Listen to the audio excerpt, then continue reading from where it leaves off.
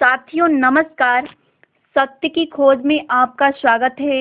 दोस्तों, वीडियो शुरू करने से पहले आपसे कहना चाहूंगी कि अगर अभी तक आप लोगों ने हमारे चैनल को सब्सक्राइब नहीं किया है तो सबसे पहले लाल वाले बटन पर क्लिक करके चैनल को सब्सक्राइब कर लीजिए और बेल आइकन को दबाना ना भूलिए, जिससे हम जो भी वीडियो बनाएंगे सबसे पहले आप लोगों को मिल जाए। साथियों, आज हम बात करने वाले हैं महान समाज सुधारक पेरियार ललित सिंह यादव की, क्योंकि आज 1 सितंबर है और आज उनका जन्मदिन है। तो साथियों, आपसे गुजारिश है वीडियो को पूरा देखिए और स्किप बिल्कुल मत कीजिए। तो आइए वीडियो शुरू करते हैं।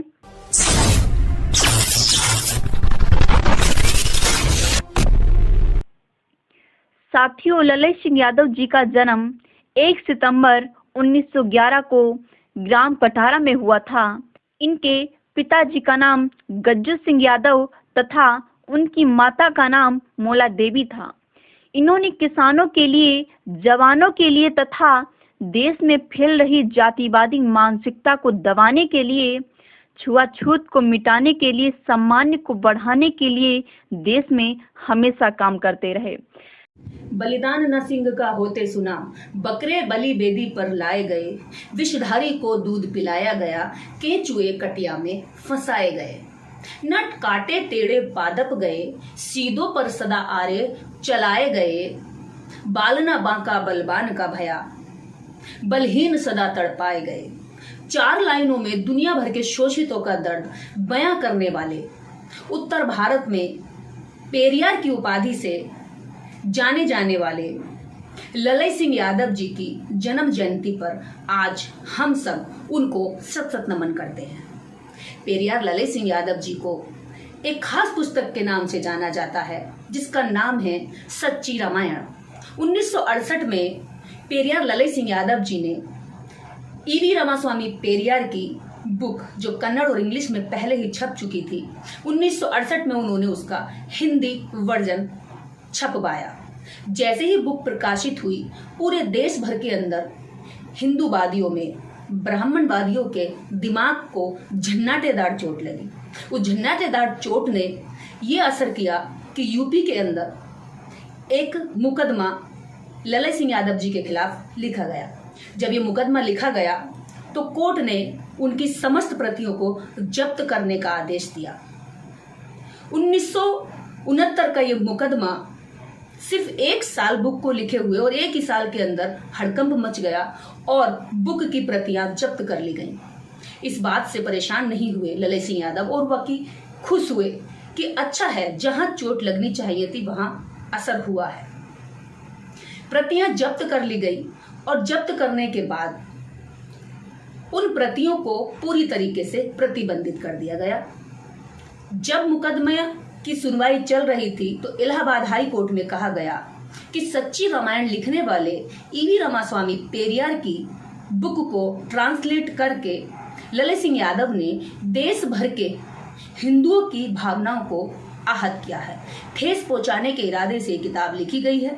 साथ ही साथ राम और सीता तथा उनके पिता तथा भरत और शत्रुघ्न, जो भी रामायण में पात्र हैं, किरदार हैं, उन किरदारों का घिनौना मजाक बनाया गया है। लेकिन हुआ क्या, ललित सिंह यादव पीछे नहीं हटे। उन्होंने कहा कि जो मैंने लिखा है वो मैंने तार्किक रूप से लिखा है और मैं इसको साबित करने के लिए हमेशा तैयार हूँ, तत्पर हूँ। इस बात से मनुवादियों के पेट में और ज्यादा मरोड़ हुई और उन्होंने सोचा कि ललित सिंह यादव ऐसे काबू में नहीं आएगा। बाहरी तरीके से ललित सिंह यादव के खिलाफ बहुत सारे अलग अलग नारेबाजी लगाई गई। जूते मारो और 11,000 रुपए ले जाओ, जीभ काट दो, सर कलम कर दो, इस तरह के फरमान मनुवादियों ने ललित सिंह यादव जी के लिए भी समाज में चलाए थे।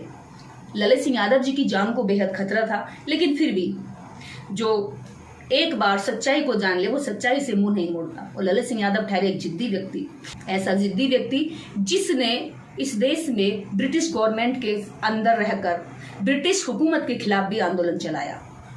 सिपाही का दर्द एक किताब लिख करके उन्होंने इस देश में सिपाहियों के पक्ष में एक बेहतरीन काम किया, लेकिन इंस्पेक्टर जनरल ने वो किताब उनकी जलवा दी। और जब वो किताब जल गई, उनके पास एक कॉपी रखी हुई थी, उसको उन्होंने दोबारा से टाइप किया और फिर उसकी प्रतियां लगवाई और वो सिपाहियों में बांटी गई। ऐसे थे ललित सिंह यादव। ऐसा जिद्दी व्यक्ति आज इस किताब को लेकर के कैसे पीछे हट सकता था। 8 दिसंबर 1969 को इलाहाबाद हाई कोर्ट ने आदेश दिया कि ललित सिंह यादव द्वारा लिखी गई सच्ची रामायण की समस्त प्रतियां जब्त कर ली जाएं। लगभग 2 साल बाद ही इलाहाबाद हाई कोर्ट ने इसका निर्णय देते हुए कहा, केस का निर्णय हुआ कि ललित सिंह यादव द्वारा लिखी गई समस्त प्रतियां जो जब्त की गई थी, जब्तशुदा सारी प्रतियां ललित सिंह यादव जी को वापस कर दी जाएं तथा केस लड़ने का जो उनका खर्चा हुआ है उस एवज में 300 रुपए ललित सिंह यादव जी को दिए जाएं। ये 2 बातें इस देश के अंदर ये साबित करती हैं कि ललित सिंह यादव सच्चे थे और उनके खिलाफ मुकदमा करने वाले लोग झूठे और बेमतलब इस देश के बहुजनों को तंग करने वाले लोग थे। इस बात से मनुवादियों को संतुष्टि नहीं हुई। उन्हें तो लगता है कि हम कोर्ट कोर्ट भागेंगे और परेशान करेंगे। उसके बाद जब इलाहाबाद हाई कोर्ट के फैसले से वो शांत नहीं हुए, सेटिस्फाइड नहीं हुए, तो मुकदमा लेकर के दिल्ली सुप्रीम कोर्ट पहुंच गए। जब दिल्ली सुप्रीम कोर्ट पहुंचे तो दिल्ली सुप्रीम कोर्ट में पहली सुनवाई 16 सितंबर 1976 को सुप्रीम कोर्ट ने भी अपना निर्णय दे दिया। लगभग 5 साल तक इलाहाबाद हाई कोर्ट से सुप्रीम कोर्ट दिल्ली तक यह मुकदमा जूझता रहा। ललित सिंह यादव डेट पर आते रहे और संघर्ष करते रहे, ये साबित करने के लिए कि सच्ची रामायण जो मैंने लिखी है वही तार्किक है और दूसरी जो रामायण जो देश के अंदर फैलाई गई है वह एक काल्पनिक कथा है। सुप्रीम कोर्ट ने इस दलील को मानते हुए कहा कि यदि आप जो मनुवादी लोग हैं, जो विपक्ष है, यदि आप चाहते हैं कि सच्ची रामायण को झूठा ठहराया जाए तो जो आपकी रामायण है उससे जुड़े हुए समस्त दस्तावेज या सबूत, किसी भी तरह के साक्ष्य आप अगर कोर्ट में पेश करते हैं कि वह भगवान थे या वह कभी जन्म हुआ था या उनकी कभी मृत्यु हुई थी, अगर यह आप साबित कर पाते हैं तो सच्ची रामायण का मुकदमा जो ललित सिंह यादव के खिलाफ हुआ है, इस मुकदमे को हम आपके पक्ष में निर्णय दे सकते हैं। लेकिन मनुवादियों के पास किसी भी तरह का कोई भी साक्ष्य नहीं था कि रामायण में जो पात्र हैं, राम या लक्ष्मण या उनके पिता या उनकी माता सीता, किसी भी तरह का जो पात्र रामायण में है उसका ना कभी जन्म हुआ है ना कभी मृत्यु हुई है। इस तरह से कोर्ट तो चलता है सबूतों के आधार पर। सबूत और साक्ष्य पेश न करने के एवज में सुप्रीम कोर्ट ने निर्णय दिया कि इलाहाबाद हाई कोर्ट का जो निर्णय था वही सही है और सार्थक है। इलाहाबाद हाई कोर्ट के निर्णय को सही साबित करते हुए सुप्रीम कोर्ट ने 16 सितंबर 1976 को इस निर्णय को, इनके मुकदमे को पूरी तरीके से खारिज कर दिया। यानी कि मनुवादियों को बहुत तेज की छलांग लगाई और मुंह की खानी पड़ी, क्योंकि वह हमेशा से ही झूठा इतिहास, काल्पनिक कथाओं के माध्यम से देश की बहुसंख्यक जनता को बेवकूफ बनाते आए हैं। अगर उनकी बेवकूफ बनाने वाली चाल में कोई व्यक्ति कह दे कि ये गलत है तो उसके खिलाफ वह हर तरह का षड्यंत्र रचते आए हैं। आजाद भारत में कोर्ट था, न्यायालय था, उनको अपनी मर्जी से सजा नहीं दे सकते थे, किसी भी तरह से उनको रोक नहीं सकते थे, तो कोर्ट चले गए और कोर्ट के माध्यम से उनको लगभग 7 से 8 साल परेशान किया। 7 से 8 साल परेशान होने के बाद भी सत्य बीच में घबराया होगा, परेशान हुआ होगा, लेकिन पराजित नहीं हुआ। इस केस से पता चलता है कि सत्य विचलित हो सकता है लेकिन हराया नहीं जा सकता है। इस सच्ची रामायण की किताब को इस देश के समस्त नागरिकों को पढ़ना चाहिए, ताकि इतने लंबे समय से बनाई गई कल्पनाओं की कथाओं से हमारा जो समय, ऊर्जा और पैसा बर्बाद किया गया है तथा हिंसाएं हुई हैं, आपस में नफरतें फैली हैं, या उन काल्पनिक नाम और शब्दों के एवज में आकर हम दूसरे व्यक्ति से घृणा करते हैं, ये सब समाप्त हो सके।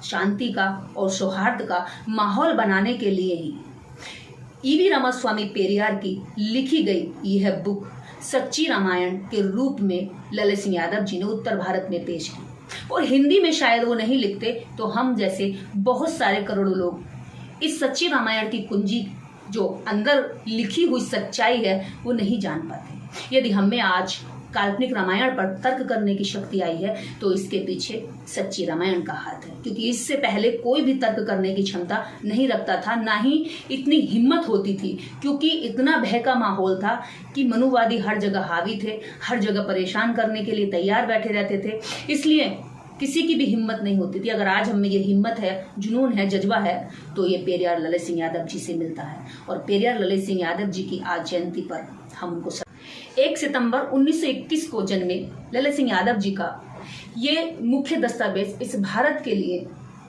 उस झूठी हिंदूवादी जो सल्तनत खड़ी है उसकी नींव में जो रेत है, अगर ये हटा दी जाए और ये पढ़ा दी जाए देश की जनता को, तो वो झूठ का साम्राज्य भरभरा कर गिर सकता है।